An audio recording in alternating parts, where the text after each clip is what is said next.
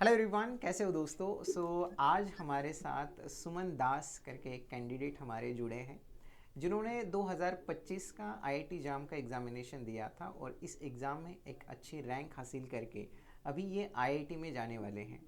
तो आइए इनसे बात कर लेते हैं और देखते हैं कि इन्होंने इस एग्ज़ाम को क्वालिफाई करने के लिए कैसे मेहनत करी थी।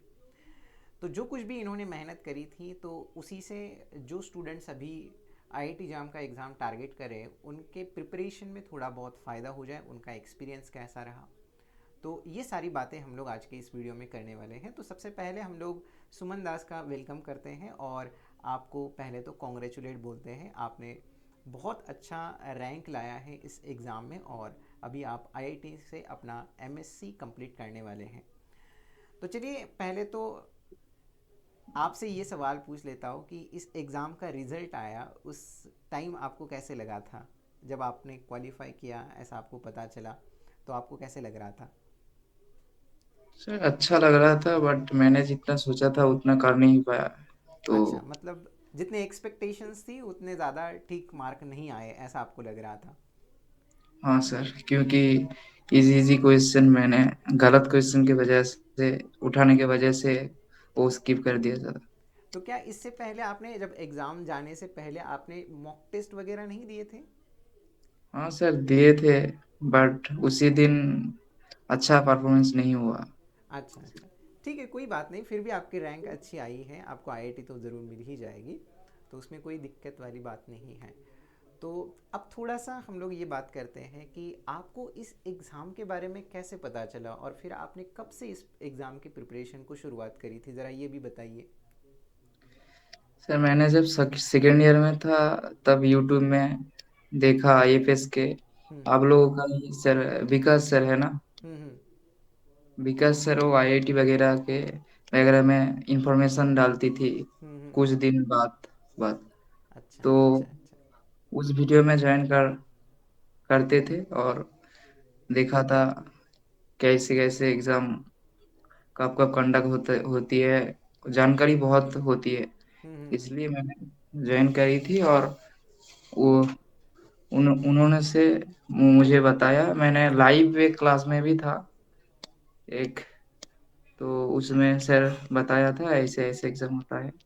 बिल्कुल। तो यानी कि आप कहने का मतलब ये है कि आपने बीएससी सेकेंड ईयर को ही आपको पता चला था इस एग्ज़ाम के बारे में और तब से ही आपने इसके एग्ज़ाम के लिए तैयारी शुरू कर दी थी, है ना। ऐसे ही आप बोलना चाहते हो, है ना।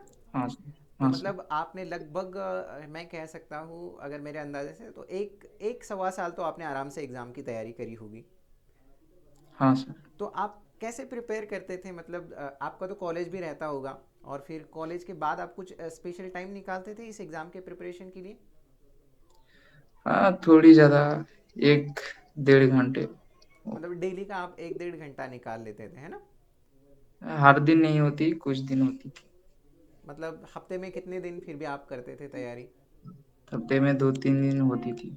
अच्छा। और फिर आपने जब प्रिपरेशन शुरुआत करी तो एक साल लगभग गुजर गया होगा, जैसे एग्ज़ाम नज़दीक आया तो उस टाइम आप कैसे प्रिपेयर किए थे। उस टाइम सर आईपीएस में जो पहले 1 मंथ पहले जो स्ट्रेटेजी होती थी ना, हाँ। कुछ 10 12 दिन के अंदर अंदर होती थी सर। 3 4 सर आती थी और स्ट्रेटेजी बताई थी कब कब क्लास होगी, ये होगी। हाँ हाँ हाँ। उसमें ज्वाइन करी थी सर। अच्छा अच्छा अच्छा, ठीक है, कोई जो बात नहीं। मास्टर क्लास होती थी, मास्टर क्लास होती थी ना, हाँ हाँ हाँ हाँ। स्पेशल इंफॉर्मेशन के लिए जो स्पेशल स्पेशल टॉपिक अच्छे से करता था अच्छा, इसमें। तो थोड़ा सा ये भी बताइए कि आप रिवाइज कैसे करते थे, रिवीजन कैसा करते थे इस एग्ज़ाम के लिए। सर शॉर्ट नोट्स बनाई थी मैंने। अच्छा, हर सब्जेक्ट के आपने शॉर्ट नोट्स बनाए थे और हाँ वहाँ से सर। आप प्रिपेयर करते थे, है ना। हाँ सर। ठीक है ठीक है ठीक है। जब एग्ज़ाम आप देने जा रहे थे तो उस टाइम आपका एग्ज़ाम में आपने टाइम मैनेजमेंट कैसे किया था, ज़रा इसके बारे में भी बताइए। क्या आपने इससे पहले मॉक टेस्ट कितने दिए थे पहले, तो ये बताइए। मॉक टेस्ट 10 12 होती। अच्छा, 10 12 मॉक टेस्ट आपने दिए थे तो उसका आपको फ़ायदा हुआ कि नहीं, आपको क्या लगता है जब एग्ज़ाम में। हाँ हुआ सर, हुआ हुआ। हाँ क्योंकि उसमें से टाइम निकालना और अच्छे क्वेश्चन उठाना और अच्छे से टिक करना, वो बहुत फायदे होते हैं। अच्छा अच्छा अच्छा। चलो, मतलब इससे आपका ये ज़्यादा क्लियर हुआ कि आपको एग्ज़ाम में समय कैसे मैनेज करना है ना, क्योंकि हाँ, 3 टाइम घंटे। मैनेजमेंट हाँ बहुत, हाँ, टाइम मैनेजमेंट में वो बहुत ज़्यादा हेल्प किया। हाँ। बेसिकली देखो, जो भी स्टूडेंट अभी इस वीडियो को देख रहे हैं, तो उन स्टूडेंट्स के लिए ये बता दूं कि अगर आप आईआईटी जाम एग्ज़ाम टारगेट कर रहे हो तो आप जानते हैं कि 3 घंटे में हमें पेपर सॉल्व करना होता है, और 3 घंटे को प्रॉपरली मैनेज करना एक बहुत बड़ा टास्क है। तो जो स्टूडेंट आईआईटी जाम एग्ज़ाम को टारगेट कर रहे हैं, आप सभी स्टूडेंट्स ये ज़रूर ध्यान रखें कि एग्ज़ाम से पहले आप कुछ मॉक टेस्ट ज़रूर दे दीजिए। इससे क्या होता है कि आपके मॉक टेस्ट में जो भी स्कोर आएंगे, ये तो फाइनली आपका स्कोर डिसाइड नहीं करने वाला, लेकिन इससे आपका ये ज़रूर होगा कि एग्ज़ाम में आपका जो टाइम मैनेजमेंट प्रॉपर होना चाहिए, ये ज़रूर ठीक हो जाएगा। इससे आपको पता चलेगा कि कहाँ पर आपका टाइम वेस्ट हो रहा है, कौन से क्वेश्चंस में आपकी दिक्कतें आ रही है, वो कॉन्सेप्ट्स भी आपको पता चल जाएंगे कि हाँ मेरे इतना ठीक नहीं है, तो आप वो भी देख सकते हो।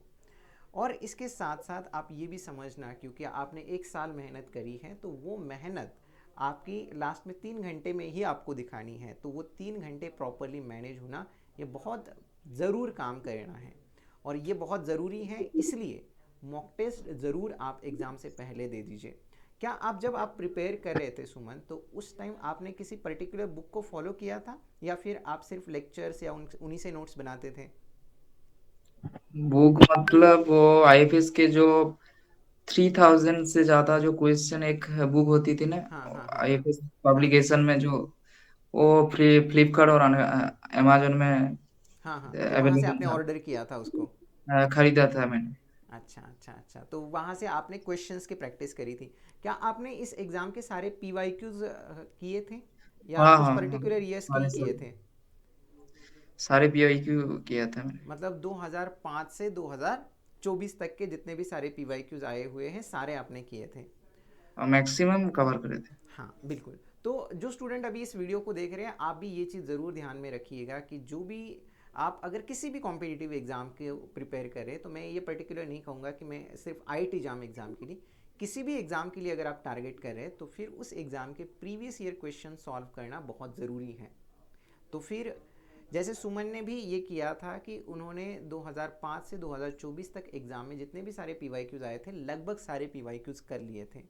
और इन्होंने क्वेश्चंस प्रैक्टिस के लिए भी आईएफएस का जो अलग से बुक है, ये क्वेश्चंस प्रैक्टिस भी बहुत ज़्यादा किए थे। और इसी का फ़ायदा ज़रूर होता है, क्योंकि मैथमेटिक्स का एग्ज़ाम है, तो आपको मैक्सिमम क्वेश्चंस प्रैक्टिस करनी ही चाहिए, क्योंकि एग्ज़ाम में भी हमें क्वेश्चंस ही सॉल्व करने हैं।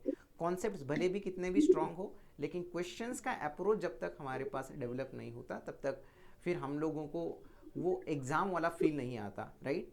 तो क्वेश्चंस की प्रैक्टिस करना भी बहुत ज़्यादा ज़रूरी है।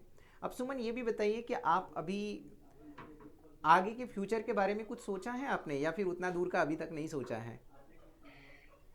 मैंने सर आईआईटी से एमएससी करना चाहती हूँ, मैथ, हाँ। प्योर मैथमेटिक्स में। अच्छा अच्छा अच्छा। तो अभी तो आप एमएससी फिलहाल के लिए टारगेट कर रहे हो, और फिर उसके बाद आप क्या, मतलब जैसे कि रिसर्च सोच सकते हो, या फिर टीचिंग के लिए सोच सकते हो, है ना? और सर रिसर्च में इंटरेस्ट है। रिसर्च में इंटरेस्टेड हैं? कौन से सब्जेक्ट में आप रिसर्च करना चाहोगे? Mathematics sir. कौन सा? Linear linear algebra. Linear algebra. Okay okay.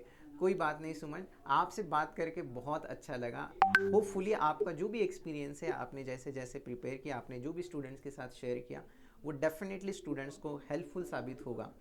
तो आप आपको अभी आईएफएस की तरफ से, मेरी तरफ से, और हम सब स्टूडेंट्स की तरफ से आपको ऑल द बेस्ट आपके फ्यूचर के लिए। So thank you so much हमारे साथ ये टाइम देने के लिए, and happy learning. Thank you sir.